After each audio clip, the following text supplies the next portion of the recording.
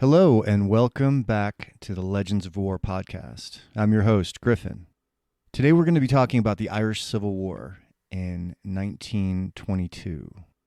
If you haven't listened to the earlier episode in the podcast, it's good to listen to that one first because it kind of leads in to the history of Ireland in the early 1920s. All civil wars, by their nature, are divisive, and they're generally fought with a great brutality and hatred. Looking back on the American Civil War in the 1860s, that was certainly true of the Civil War, which took place in Ireland between June 1922 and May 1923. During this bloody conflict, there was murder, assassination, arbitrary executions, as two groups of Irish people who had fought together in the War for Independence turned to fighting each other to establish the nature and identify the modern state. The divisions which led to the Civil War continued to influence Irish politics for much of the 20th century, and they led indirectly to the violence which afflicted Northern Ireland during the same period. And in my humble opinion, it also led to a lot of what we saw in the Troubles. The Irish Civil War was never formally ended by a treaty or by surrender of either side, whether they were pro-treaty or anti-treaty, but it did leave behind a legacy of bitterness and distrust. The wounds were so deep that although it was an important part of the struggle for Irish independence, this conflict is rarely spoken of or commemorated in Ireland, and until the 2000s, it was relatively rarely unstudied by Irish historians. In fact, finding good primary source material for this episode was difficult in itself. While there's plenty on the Troubles and there's plenty on the 1916 uprising, finding good historical material for the Irish Civil War was tough. Until the Civil War, the Catholic people of Ireland had largely been united in a fight against British rule. In the Civil War, for the first time, they fought one another. The army was equally split down the line, and this war was fought between former colleagues and frequently between different members of the same extended families.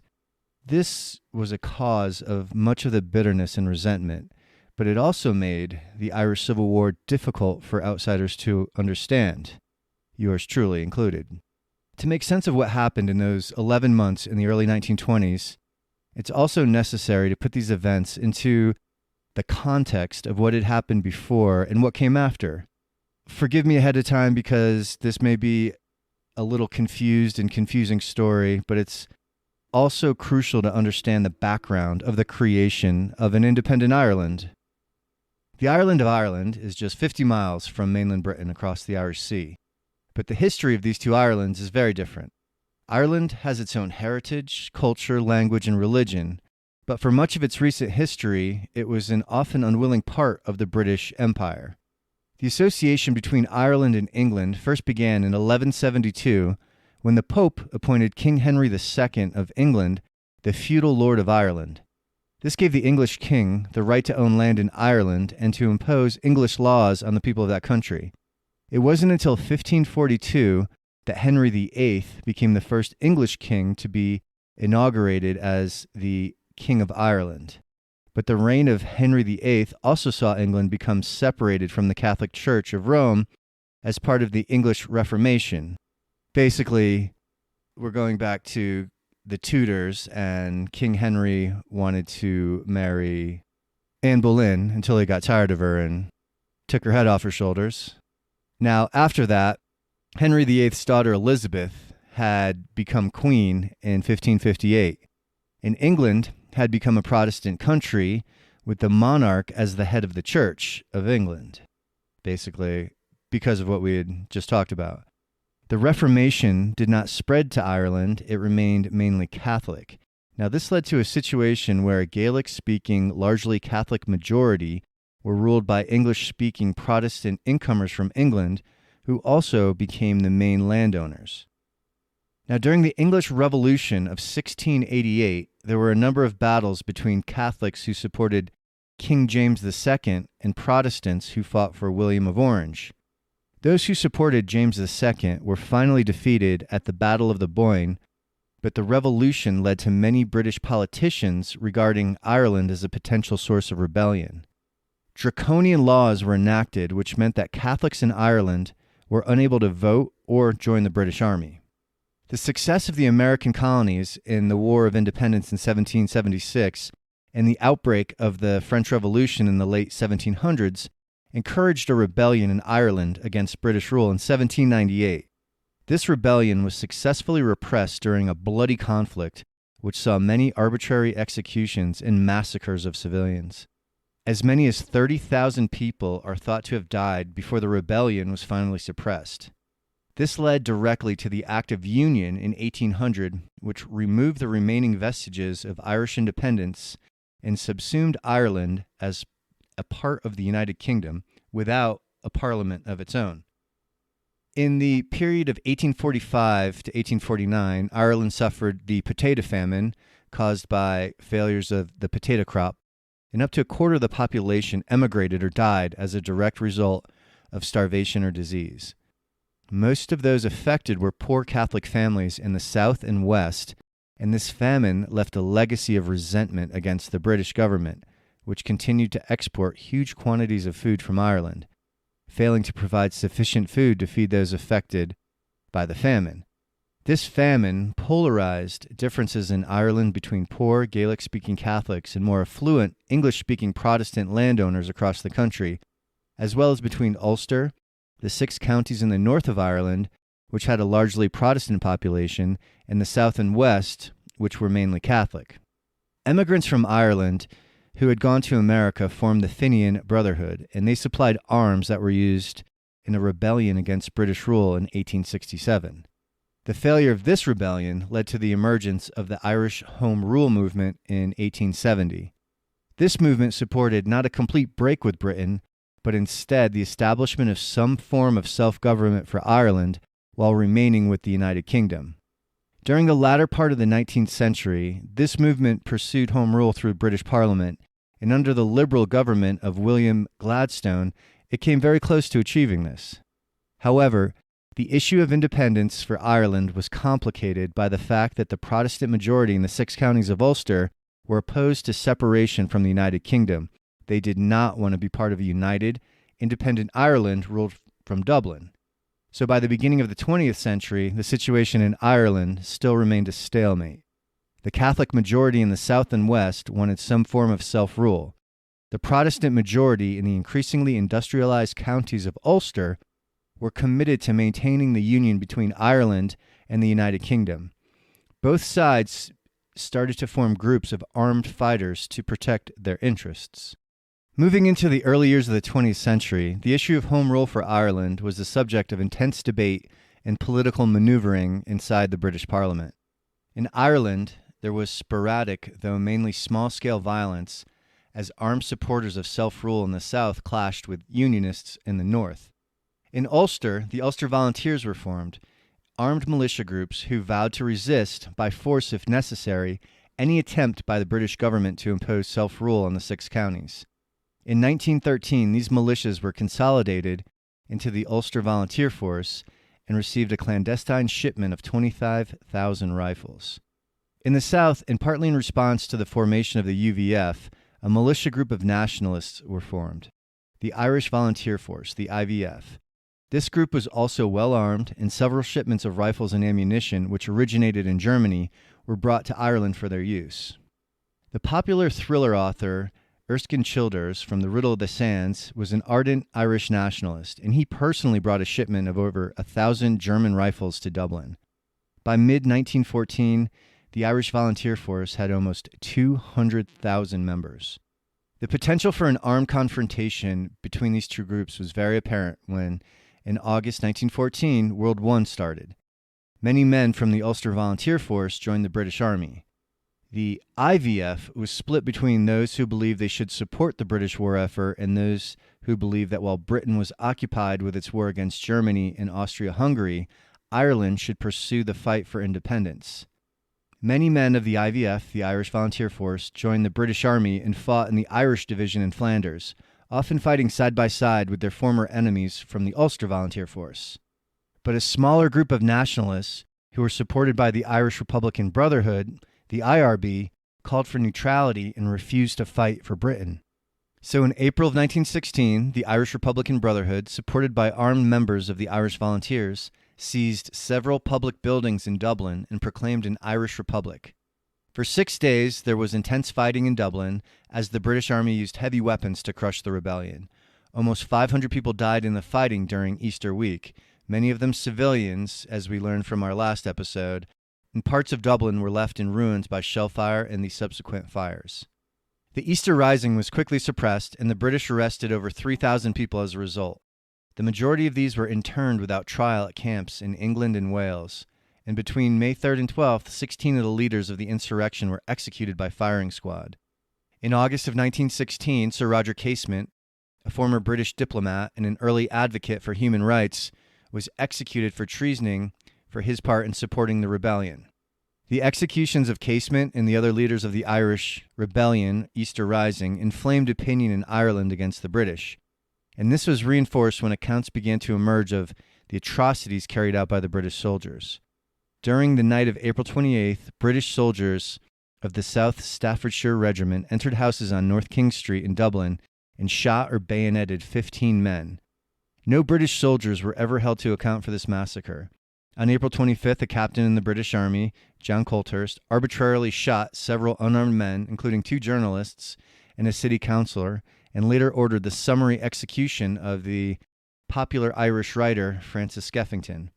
While he was later court-martialed and found guilty of murder, he was sentenced to serve 20 months in a mental institution and then released. The Easter Rebellion was followed by a virtual British occupation of parts of Dublin, which further increased the resentment of the people who lived there. Many had not supported the Irish Volunteers, and most were completely taken by surprise at the rebellion. But of the heavy-handed British response, this helped to push public opinion toward support for opposition to British rule. One of the groups that benefited from this resentment was Sinn Féin, an Irish political movement which sought to bring together all Irish nationalists. The group had put forward a candidate in at least one by-election before the war, but by 1916, they'd gained little support. Although Sinn Féin had no involvement in or knowledge of the Eastern Rising, they were blamed in the British press. So, ironically, this had been the effort of increasing support for Sinn Féin in Ireland. When in March of 1918, the British government ordered the arrest of leading members of this organization, accusing them of an involvement in a plot to support Germany, which was completely untrue, support for Sinn Féin in Ireland increased even further. Now, a general election was held in December of 1918, and Sinn Féin candidates won 73 of the 105 seats that represented Ireland in the British Parliament. All the Sinn Féin members of Parliament refused to take their seats at Westminster, and instead, in January of 1919, the Sinn Féin MPs or members of Parliament gathered at the Mansion House in Dublin and announced that they were forming the Dáil, the Parliament of Ireland. They announced that Ireland was a republic and appointed a prime minister. This action was not recognized by the British government. In local council elections in 1920, Sinn Féin took control of councils of 10 of Ireland's 12 cities. Only Belfast and Derry, both in Ulster, remained in the control of Unionists. It was clear that whatever the British government may have wanted, Ireland was moving towards self-rule and even, perhaps, full independence. The Irish Volunteers, the group which fought in the failed Easter Rising, was reformed in 1917 as the IRA, the Irish Republican Army, and claimed to have 70,000 members. Raids by IRA members to steal guns and ammunition brought them into frequent conflict with the RIC, the Royal Irish Constabulary, the armed police force responsible for keeping order across Ireland, as well as British troops stationed there. As the First World War drew to a close, Britain considered bringing in conscription in Ireland in order to replace the huge losses suffered in the German Spring Offensive of 1918. This caused outrage in Ireland, where for many people the British Army was seen as the enemy. During protests and riots against conscription, 6 civilians were killed and more than 1,000 were arrested. On Armistice Day in 1918, which marked the end of the war, while there were celebrations in most British cities, in Dublin there was rioting which left more than 100 British soldiers injured. When the Dáil first met in January 1919, in addition to claiming that Ireland was now a republic, the Sinn Féin members of Parliament also noted in a statement that there was an existing state of war between Ireland and England. Almost at the same time, a group of armed IRA men attacked two RIC, Royal Irish Constabulary, officers in County Tipperary who were escorting a consignment of explosives. The two RIC men were shot dead. The British government responded by announcing that South Tipperary was a special military area and subject to military rule and law. This act is now considered the beginning of what has become known as the Irish War of Independence, a guerrilla war fought between the members of the IRA and the RIC and British troops. During 1919, there were some instances of violent confrontation, mainly aimed at the RIC. 11 RIC men were killed and many more wounded. Even more effective was a policy of ostracism against members of the IRC announced by the Dáil in April of 1919. The mainly Catholic members of the force found themselves and their families excluded from the communities in which they lived, and the situation became so serious that some were only able to buy food at gunpoint. Resignations from the RIC increased, and new members became very difficult to find. So by early 1920, armed attacks by the IRA on RIC barracks, especially in small isolated barracks in rural areas, had become so aggressive that most were abandoned, leaving the IRA in effective control of much of the South and West Ireland. The British government responded by sending auxiliary paramilitary units to Ireland, including the RIC Special Reserve.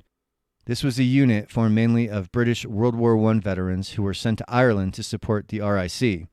The combination of the dark uniforms of the RIC and the khaki of the Special Reserve led to these units being known as the infamous Black and Tans, and they rapidly became one of the most feared and hated organizations in Ireland.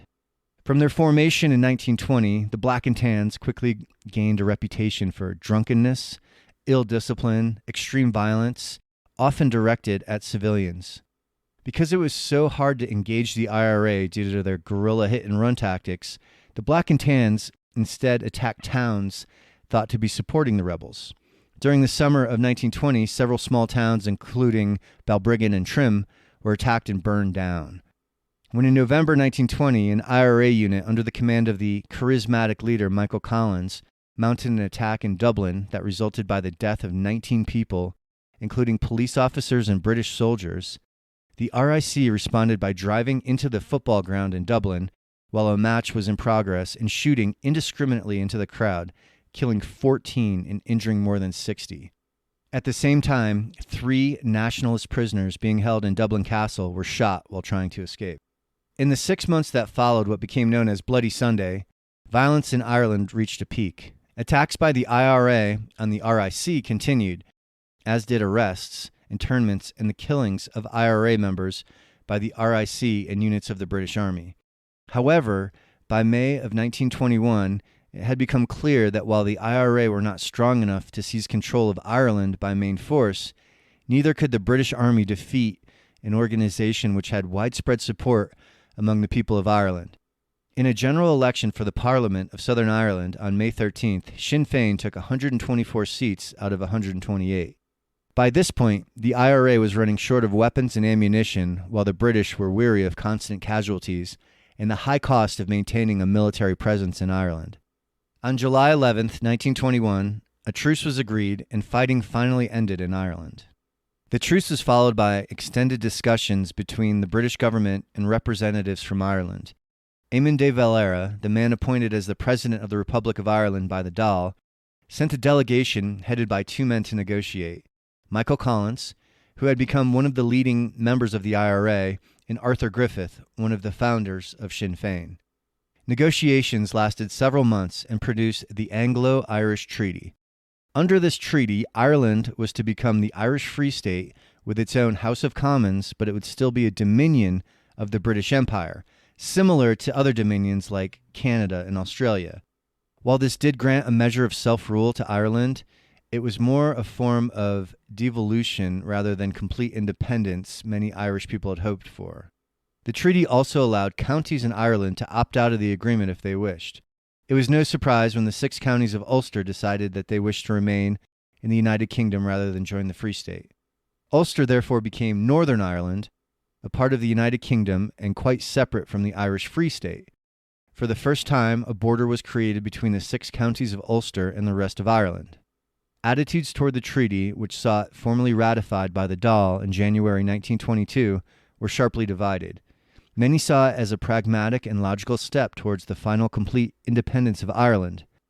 Michael Collins, great movie by the way, it was made in 1996, I just recently watched it again, fantastic, claimed that the treaty would provide Ireland with the freedom to achieve freedom. Others disagreed completely, seeing a treaty that left Ulster as a part of the United Kingdom and the Irish Free State as nothing more than just another British dominion and as a betrayal of everything they had been fighting for. In particular, radicals objected to the fact that the treaty required all members of the Irish government to swear an oath of allegiance to join Britain. Just hours after signing the treaty, Michael Collins wrote to a friend, "Will anyone be satisfied at the bargain? Will anyone? I tell you this early morning, I signed my death warrant." Many people hoped that the Anglo-Irish Treaty would be an end to the violence that had tormented Ireland for so long, but instead it would just lead to an even more savage war fought between former countrymen.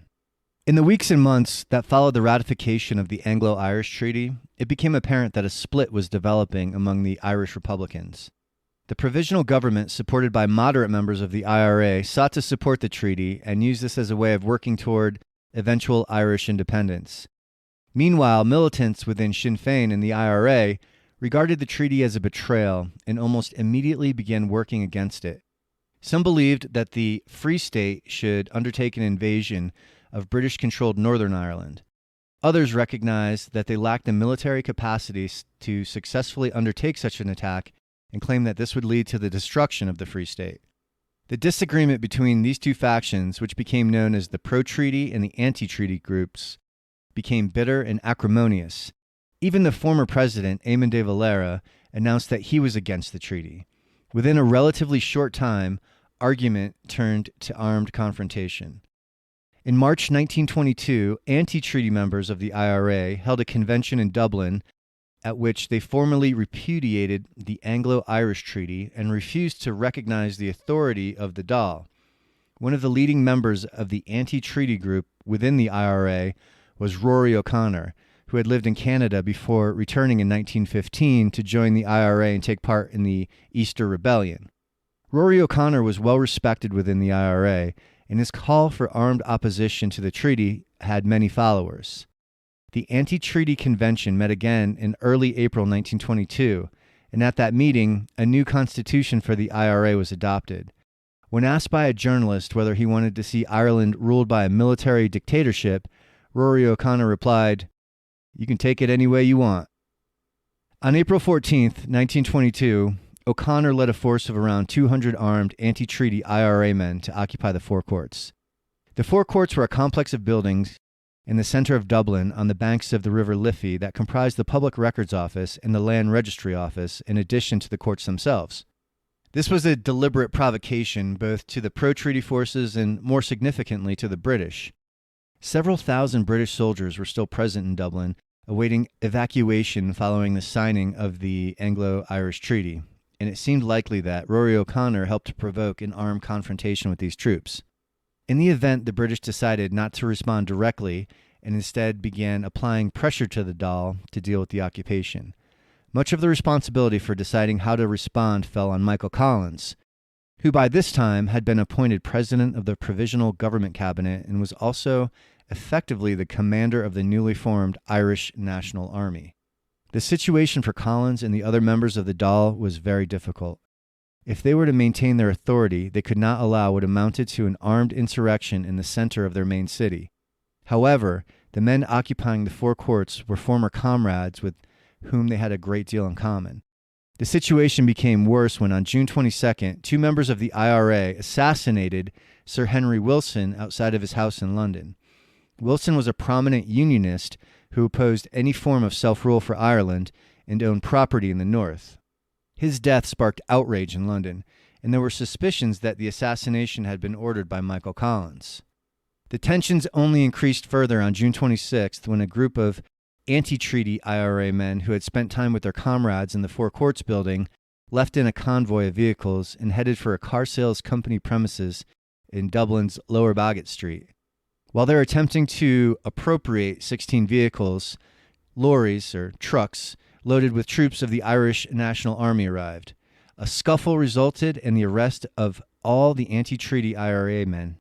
English journalist and writer Claire Sheridan watched the events unfold, and she wrote that a man in the crowd turned to her and said, "Something will sure happen soon. It's working up for a scrap." Sheridan was also able to interview Rory O'Connor and his men in the Four Courts. When she pointed out that the anti-treaty men would not stand a chance if they were attacked either by the National Army or British troops, O'Connor replied grimly, "Then I'll go down in ruins or up in the flames." The British government had made it clear by then, unless the Irish Provisional Government was able to remove the occupiers of the Four Courts, Britain would consider using the British troops still present in Ireland to undertake the task and restore order. The situation became even more grave when the men in the Four Courts kidnapped Jeremiah O'Connell, the Deputy Chief of Staff of the Irish National Army.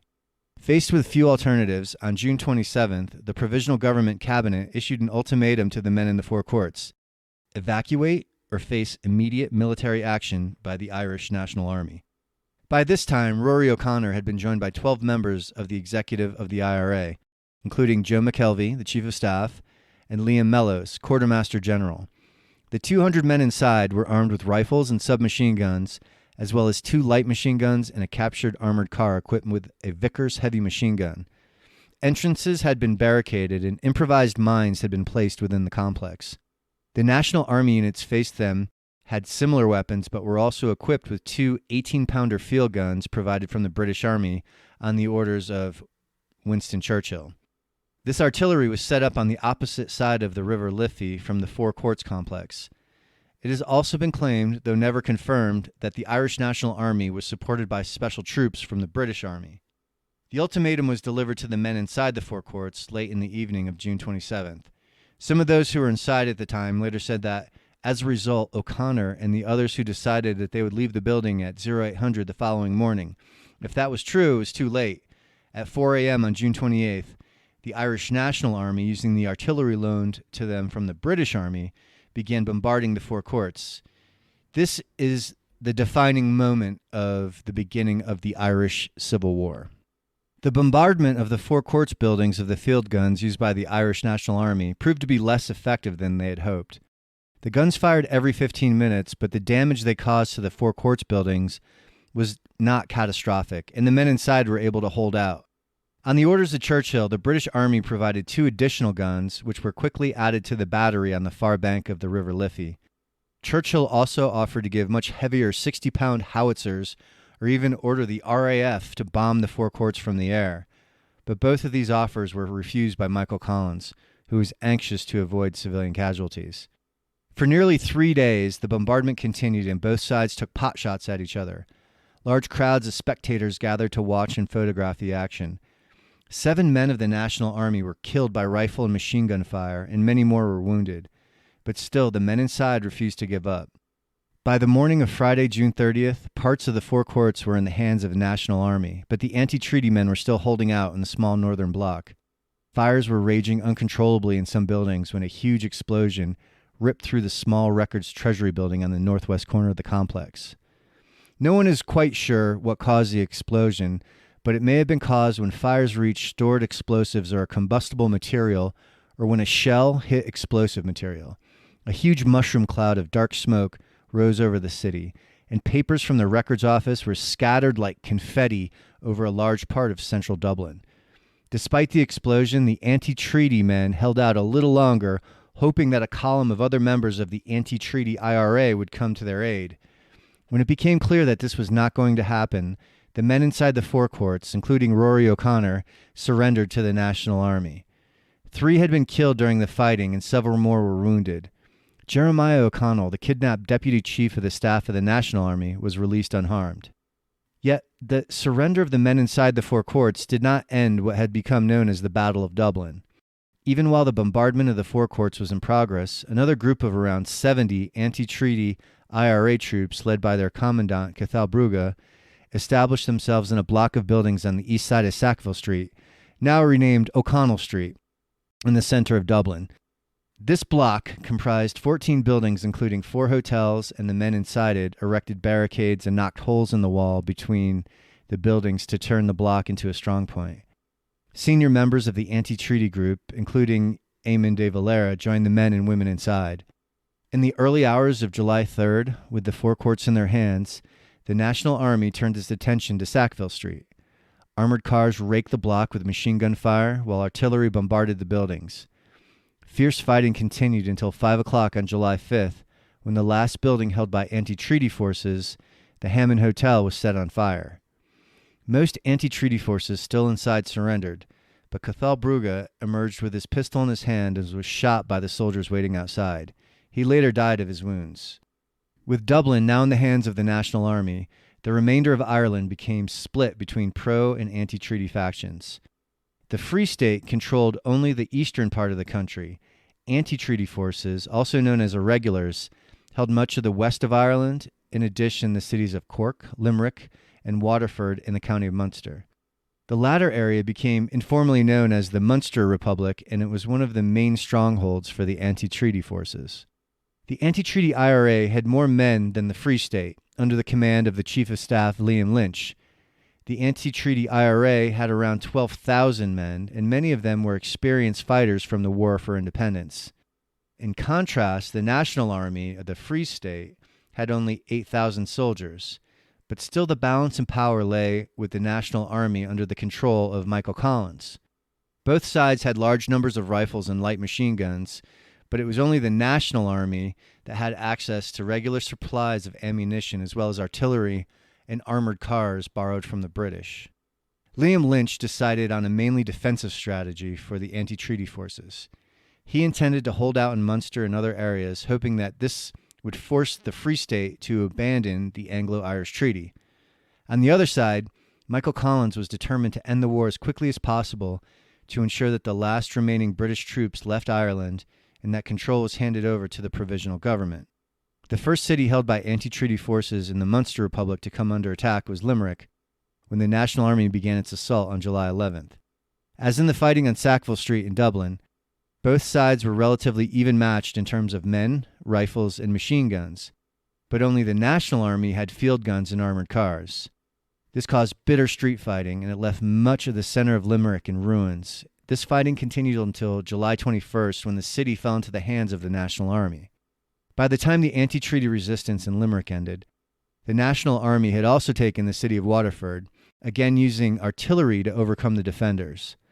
By August 10th, the National Army had also occupied the former anti-treaty strongholds of Tipperary, Carrick-on-Suir, Kilmallock, and Clonmel, giving them almost complete control over the South Midlands of Ireland. While these overland attacks on anti-treaty positions were in progress, the National Army also undertook a series of daring seaborne invasions. Several civilian passenger lines were commandeered by the National Army, and these, escorted by warships from the British Royal Navy, landed National Army troops at Clew Bay in County Mayo on July 24th. And these troops rapidly moved in to occupy the west of Ireland. The largest attack from the sea took place in the south at Fennet in County Kerry on August 2nd, when almost 2,000 well-armed and equipped National Army troops were landed. These units quickly occupied the city of Cork and other towns in the area. On August 11th, anti-treaty forces evacuated the town of Fermoy, the last town of any size which they controlled. In early August, the anti-treaty forces also had attempted to use a group of around 200 men to isolate Dublin by destroying all the road and rail bridges that provided access to the city. While this was a complete failure, most of the men involved were also quickly captured. In a little more than just a month of fighting, the National Army had taken control of virtually every town in the Irish Free State. Partly, this was due to their superiority in artillery, to which the anti-treaty forces had no effective response. It was also due to a reluctance on the part of many anti-treaty IRA groups to fight their former comrades. One member of the anti-treaty IRA later said that there was an unwillingness to fire upon the Free State forces because the officers who were operating against us were our own former friends. The members of the National Army seemed much less reluctant to engage in combat or kill their former colleagues. They were also better disciplined than their foes and better equipped and supplied. These factors helped to account for their rapid advance and success in combat. However, though the National Army now controlled most of the towns and cities in Ireland, that did not mean they also controlled the rural areas. Recognizing the inevitable and accepting that the anti-treaty IRA could not defeat the National Army in open warfare, On August 11th, 1922, Liam Lynch ordered his men to stop attempting to hold fixed positions and instead fade into the countryside and pursue a guerrilla war against the National Army. The Civil War abruptly changed from a conventional series of military engagements into a brutal and bitter clandestine war fought between the remnants of the anti-treaty IRA and the National Army of the Irish Free State.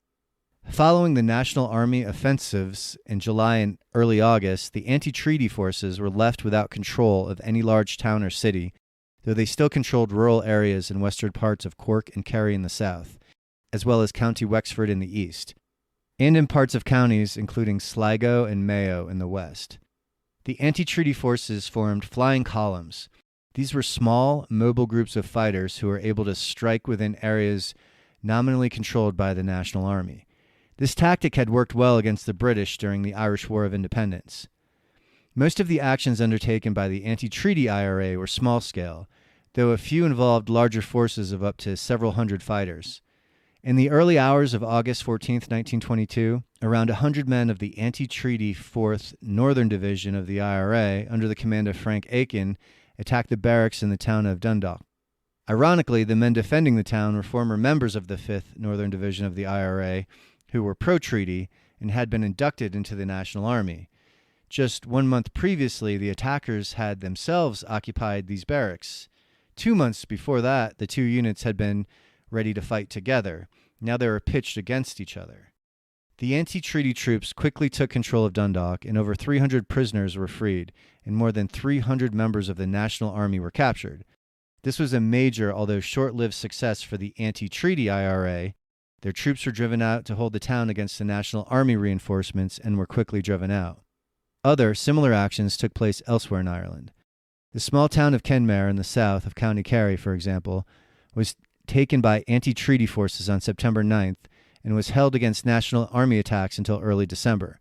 The town of Clifton in County Galway was attacked by around 350 anti-treaty forces on October 29th. Other towns, including Bantry in County Cork and Killargan in County Kerry, were also attacked by anti-treaty forces in August and September. While neither was taken, but these attacks inflicted large numbers of casualties on the National Army. Most of the assaults undertaken by the anti-treaty forces during this period were on a smaller scale. They attacked National Army patrols and personnel in Dublin throughout August and September. A National Army soldier was assassinated while visiting his family in County Tipperary on August 19th. On August 20th, a party of National Army soldiers traveling in a car in County Cork was ambushed. One was killed, 2 wounded, and the remainder taken prisoner. On August 26th, a National Army column of 100 troops was ambushed in County Kerry, and on September 2nd, anti-treaty men driving a captured armored car attacked the city of Macroom in County Cork, but withdrew after a firefight with National Army troops, which lasted more than 7 hours. On the same day, a group of National Army troops were undergoing drill instruction in the city of Cork when a truck driven by an anti-treaty IRA drove up and opened fire with a machine gun, killing 2 and wounding 6.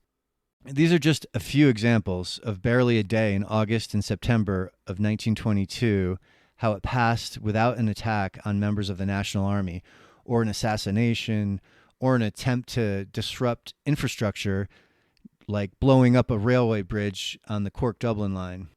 This guerrilla war was effective in inflicting casualties on the forces of the Free State, but it did little to change the course of the war. However, other events in August were to throw the Irish Free State into a crisis and precipitate a new and even more brutal phase of this civil war. In August of 1922, the Irish Free State was rocked by the deaths of 2 of its most prominent members. Arthur Griffin was one of the men who had undertaken treaty negotiations with Britain, and by this point he was serving as the president of the Second Dáil, having taken over from Eamon de Valera after a vote in January. During the first week of August, 51-year-old Arthur Griffin had been confined to the hospital following a serious case of tonsillitis. But against the advice of medical staff, he returned to work almost straight after. On the morning of Saturday, August 12th, at around 10 o'clock, he was preparing to leave his home to go to his office when he stopped and bent forward to retie his shoelace. Griffith collapsed to the floor, unconscious. He quickly came to and was helped to his feet, but collapsed again, blood flowing freely from his mouth. Doctors were called, but they were unable to save Griffith, who died a short time later. The cause of death was a cerebral hemorrhage, though it was mistakenly reported at the time as a heart attack, and Griffith was buried 4 days later. Arthur Griffith was seen as a moderate by many in the Free State, and his loss was a serious blow, even though his role as president had become more of a mere figurehead by the time of his death. This blow was quickly followed by another, even more serious loss to the Free State 2 weeks later. By August of 1922, Michael Collins was the most powerful man in the Free State government. He was commander-in-chief of the National Army and personally responsible for the direction of the Free State forces. In public, Collins was a strong supporter of the Free State and in favor of the war to suppress anti-treaty forces. In private, he was extremely ambivalent about the war itself. Many of the troops he was directing the National Army against were IRA men with whom he had fought in the War for Independence. He felt pressured to fight them by the threats of the British government to intervene if the Free State was not able to maintain effective control over Ireland. It seems that what he wanted more than anything was an end to the war. Although he was feeling ill and feverish, Michael Collins left Dublin in a convoy of National Army troops on August 20th. The formal purpose of this trip was to inspect National Army units, but he also planned to visit prisons where members of the anti-treaty forces were being held and to meet with neutral members of the IRA to discuss how the Civil War could be brought to an end. Collins was accompanied by his friend and the Major General of the National Army, Emmett Dalton. By the evening of August 22nd, the convoy, which comprised a motorcycle, a small truck carrying several National Army troops, an armored car, and an open car in which Collins and Dalton were passengers, were traveling through South Cork, through the valley called Beal-me-Blath, around 10 miles from the town of Bandon.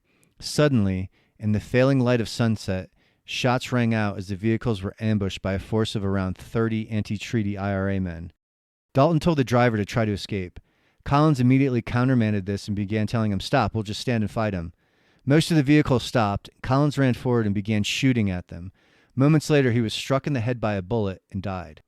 Collins was the only person killed in either side of that ambush. The death of Michael Collins was a staggering blow to the Free State. A London newspaper noted that the death of Collins leaves the ship of the Free State without a helmsman. There was immense anger among the National Army men and a desire to take revenge against those who had killed their commander-in-chief. On the day after Collins' death, Richard Mulcahy, National Army Chief of Staff, issued a statement to the whole army which noted, "Stand calmly by your posts, bend bravely and undaunted to your task. Let no cruel act of reprisal blemish your bright honor." Still, the death of Michael Collins quickly led to the next phase of the Irish Civil War, where reprisals and atrocities were not permitted but officially sanctioned. Michael Collins was 31 years old when he died. After the death of Michael Collins, and in the face of escalating guerrilla warfare on the part of the anti-treaty IRA, the Free State Provisional Government, under the new leadership of William Thomas Cosgrave, Richard Mulcahy, and Kevin O'Higgins, took a different approach.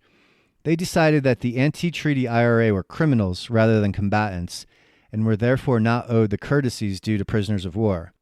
On September 27, 1922, the Dáil approved the Army Emergency Powers Resolution, which allowed military tribunals to impose severe penalties for a whole range of offenses. Possession of any firearm or even a single cartridge could be punished by death by firing squad. This meant that any captured member of the anti-treaty IRA carrying a weapon or ammunition could be legally executed. This was strengthened in early 1923 to permit the execution of anti-treaty sympathizers who had done nothing more than carry messages. On October 10, 1922, the Catholic Church in Ireland issued a statement noting that anyone taking part in anti-treaty activities was guilty of grievous sins and may not be absolved in confession nor admitted to Holy Communion if they persist in such evil courses. In effect, this meant that every member of the anti-treaty movement was being excommunicated from the Catholic Church. With more than 90% of its members being Catholic, this was a pretty severe blow to the anti-treaty movement. The execution of anti-treaty prisoners began almost immediately. 7 prisoners were executed in Dublin in November. On November 17th, the author Erskine Childers, the man who had supplied arms to the IRA during the War for Independence, was arrested in Dublin. He was found to be carrying a small Spanish pocket pistol, which had originally been given to him by Michael Collins. Childers was executed on November 24th. Many executions of prisoners were carried out not as a punishment for crimes, but as reprisals for killings by anti-treaty members. A National Army order issued in February 1923 noted that in every case of outrage in any battalion area, 3 men will be executed. No clemency will be shown in any case. On December 7th, anti-treaty men shot and killed Sean Hales, a member of the Dáil. In reprisal for this attack, 4 anti-treaty prisoners being held in Dublin were executed. One of those 4 was Rory O'Connor, the man who had led the occupation of the 4 courts which precipitated the Civil War. One of the members of the cabinet who approved these executions, Kevin O'Higgins, had been the best man at Rory O'Connor's wedding just a few months before. Executions continued throughout the remainder of 1922 and into 1923. Some of these reprisal killings were bestial in their savagery. One of the most notorious happened in County Kerry on March 7th, 1923. In response to the killing of 5 National Army soldiers by a booby-trap bomb, 9 anti-treaty prisoners were tied in a circle at a crossroads at a forest in Ballyseedy. A large landmine was placed in the center of a circle and detonated from a distance. One man, Stephen Fuller, survived and managed to escape. For days afterward, crows flocked to the area, eating the flesh, entrails, and body parts that were blasted into the trees. Gruesome. In total, 81 prisoners were officially executed by the Free State. This was more than twice as many as were executed by the British during the entire War of Independence. Not all the killings were judicial executions, and the number of unofficial executions was even higher. In 1921, Michael Collins had ordered the formation of the CID, the Criminal Investigations Department. This was an armed, plainclothes section of the National Police Force. A number of killings of anti-treaty supporters were attributed to the CID during the period of Civil War, including the murder of 5 people on August 26th and 29th, 1922, whose bodies were found dumped in the suburbs of Dublin. In total, it's believed that anything up to 150 people were summarily executed by Free State forces without any legal process. These killings left a legacy of bitterness which was to pervade Ireland for decades to come, and they did not end with the Civil War. Noel Lamass was a man who had been a captain in the anti-treaty IRA, and he was abducted by National Army troops in Dublin in July 1923, 2 months after the war had ended. His body was found in the Dublin mountains near Glencree in October of 1923. Kevin O'Higgins, Rory O'Connor's former friend who had voted for his execution, was assassinated by members of the IRA in 1927. Still, there were those who claimed that the executions helped the Irish Free State to combat the anti-treaty IRA in the only way possible. The National Army was far more powerful in the field than the anti-treaty IRA, but it was difficult to combat assassinations and guerrilla attacks by using conventional military tactics. The anti-treaty forces reacted initially to the wave of executions with even more violence targeted at National Army and the Free State authorities. Liam Lynch, leader of the anti-treaty IRA, issued what became known as the Orders of Frightfulness in November 1922. These allowed the assassination of members of the Dáil, as well as judges and newspaper editors who were seen as friendly to the pro-treaty cause. These killings included the assassination of Kevin O'Higgins' father in February of 1923 and the burning of a number of large houses in the Irish countryside, which were owned by people who supported the Free State. By the beginning of 1923, support for the anti-treaty forces in Ireland was waning. The condemnation by the Catholic Church was a major factor, as was the knowledge that any act of violence against the Free State or National Army was likely to lead to reprisal executions. There was also a general weariness amongst the population for continuing violence and a general desire to return to a more settled and normal life. 32 anti-treaty supporters were executed in January of 1923, and in February, W.T. Cosgrove, who had become chairman of the provisional government on the death of Michael Collins, noted, "The executions have had a remarkable effect. It's a sad thing to say, but it is nevertheless the case." Chillingly, Cosgrove went on to add that if the country is to live and we have to exterminate 10,000 Republicans, the 3 millions of our people are bigger than the 10,000. It was clear that the resolve of those running the Free State and their determination to suppress the anti-treaty IRA without British intervention was as strong as ever. On the anti-treaty side, many people were beginning to wonder whether it was possible to win this war at all or whether the cost was worth it. Dan Breen was the leader of an anti-treaty IRA flying column in Tipperary. He told other senior members of the group that in order to win this war, you'll need to kill 3 out of every 5 people in the country, and it's just not worth it. Despite a falling off of support during February 1923, attacks by anti-treaty IRA flying columns continued. On February 3rd, an anti-treaty unit attacked the railway station at Killala in County Mayo, destroying the station buildings and setting a train on fire before sending it down the track to crash. On February 4th, National Army troops in Bandon in County Cork used anti-treaty prisoners to clear a road that was suspected of being mined. They drove the prisoners down the road and 2 were killed when a hidden mine exploded. On February 7th, another anti-treaty IRA group attacked a National Army post in Ballynamore in County Leitrim. The post was destroyed and more than 30 prisoners were taken. Despite all of these continuing attacks, the Free State announced on February 8th a suspension of all executions until February 18th and an amnesty for any anti-treaty IRA fighter who surrendered before that date. On February 10th, a senior officer in the anti-treaty forces, Tom Barry, suggested that the IRA call a truce, but this was quickly rejected by Liam Lynch, the commander of the anti-treaty IRA. On February 26th, a meeting of senior officers of the anti-treaty IRA was convened at Ballingarry in County Tipperary. Many units reported grave shortages of men and supplies. Officers of the 1st Southern Division told the leadership that in a short time we would not have a man left owing to the great numbers of arrests and casualties. Other units reported a similar situation, but Liam Lynch refused to countenance any form of truce or ceasefire. During March 1923, the attacks, assassinations, and executions continued. Most were on a small scale, with the exception of an extended gun battle between National Army forces and around 100 anti-treaty IRA men in the town of Charleston in County Mayo. On March 24th, the executive of the anti-treaty IRA met again, this time in County Tipperary. Once again, Tom Barry suggested that the war must end. Once again, this suggestion was rejected, and Liam Lynch restated his determination to continue. In early April, acting on information received from anti-treaty prisoners, Free State forces began conducting large-scale operations in the Knockmealdown Mountains in South Tipperary and Waterford. Within a short time, they arrested a number of leaders in the anti-treaty IRA, which included Dan Breen and Todd Andrews, and large numbers of IRA fighters.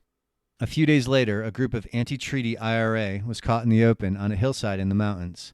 When they attempted to flee, Free State forces opened fire. Some anti-treaty men were killed, and others were captured. One of the dead was discovered to be Liam Lynch. On April 11th, the leader of the IRA flying column in Waterford, Tom Keating, was killed during a firefight. On April 14th, Austin Stack, the deputy IRA chief, was captured near Ballymacabry. A statement issued by the National Army at this time noted that the events of the past few days point to the beginning of the end as far as the irregular campaign is concerned. On April 22nd, Free State troops surrounded a house in Castle Bellingham in the Dundalk area. Inside were Frank Aiken, the new head of the anti-treaty IRA, and his 2 most senior leaders, Brother Patrick and Sean Quinn.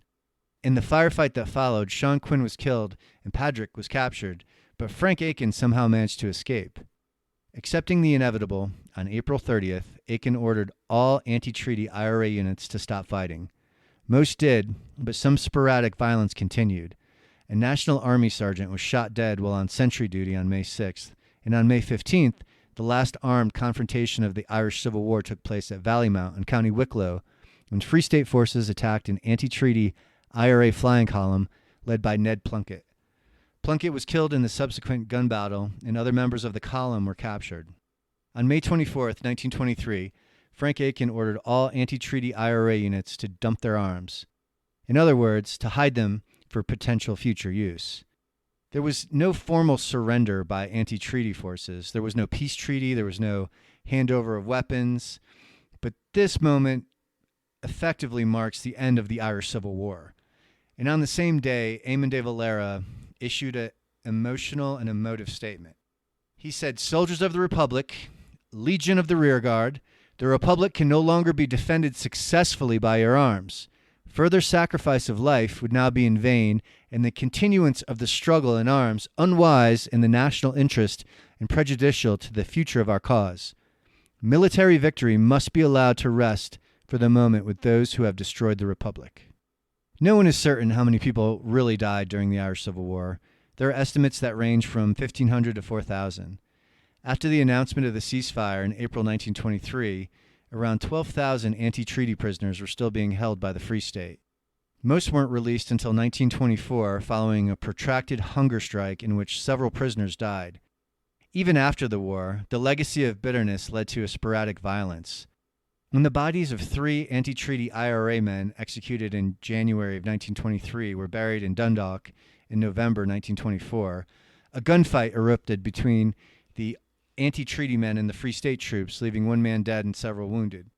The IRA only officially renounced attacks on the Free State in 1948, at the time of the creation of the Republic of Ireland. After that time, the IRA directed its effort toward attacks on the British and the creation of a united Ireland. In Ireland, the Civil War created bitterness and hatred which lasted for decades. Pro-treaty followers felt that the anti-treaty IRA were in danger of halting progress toward the only solution which would finally bring independence to Ireland. Anti-treaty followers saw the Irish Free State as a British-sponsored instrument of repression and regarded their agreement to the establishment of Northern Ireland as a betrayal. Michael Collins and his pro-treaty followers were right.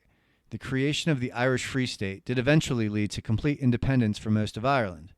In 1926, Eamon de Valera and Frank Aiken decided to enter constitutional politics and formed the Fianna Fáil party, which eventually would go on to be an important factor in the political scene in Ireland. In 1927, members of the Fianna Fáil took the oath of allegiance to Britain and entered the Dáil. By doing so, they recognized the legitimacy of the Irish Free State. Pro-treaty followers coalesced into the Fine Gael party. Now, in the elections in 1932, Fianna Fáil took control of the Dáil under the leadership of Eamon de Valera. In 1937, they were able to pass a new constitution that did not include an oath of allegiance to Britain and made the president the head of state of Ireland. This independence was sufficient to allow the Irish Free State to declare itself neutral during World War II. In 1948, a coalition government, which included both Fianna Fáil and Fine Gael, left the British Commonwealth completely and created the Independent Republic of Ireland. 1949 on Easter, conveniently. Another side note here was in the 1930s, Ireland flirted with fascism as they decided which route to take themselves as a free state. The issue of the 6 counties of Ulster, which became Northern Ireland, remained a problem for both Ireland and Britain. Many people in the Republic of Ireland believed that Ulster should be a part of United Ireland and not part of the United Kingdom.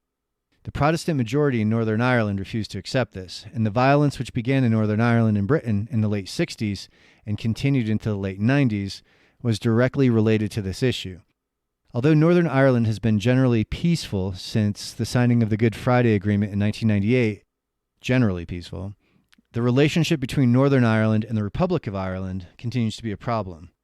Even during the negotiation with Britain's exit from the European Union, the Brexit, the question of how to deal with the border, the partition between Northern Ireland and the Republic, has become one of the most significant problems.